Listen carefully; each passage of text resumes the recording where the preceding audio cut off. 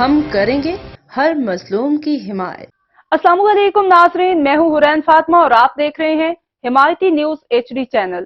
نظر ڈالتے ہیں آج کی اہم خبر پر۔ یونیورسٹی آف سرگودا میں شعبہ ریاضی کے زیر اہتمام پیور اینڈ اپلائیڈ میتھمیٹکس پر چوتھی قومی کانفرنس کا آغاز ہو گیا۔ 2 روزہ قومی کانفرنس میں 58 سے زائد ماہرین ریاضی شرکت کر رہے ہیں۔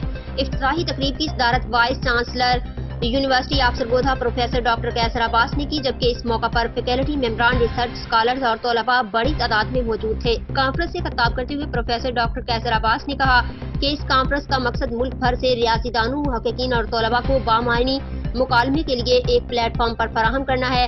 انہوں نے کہا کہ تعلیم اور معاشرے کی تشکیل میں ریاضی کا کردار نہایت اہم ہے اور طلباء کے لیے ضروری ہے کہ وہ تعلیم کے میدان میں علم ریاضی سے بصیرت حاصل کریں۔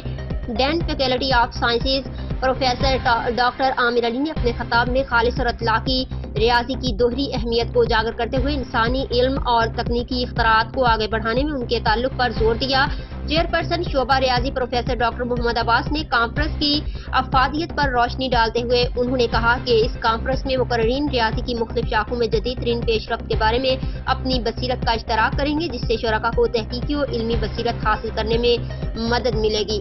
اب تک کے لیے اتنا ہی۔ مزید خبروں اور اپڈیٹ سے باخبر رہنے کے لیے دیکھتے رہیں حمایتی نیوز HD چینل۔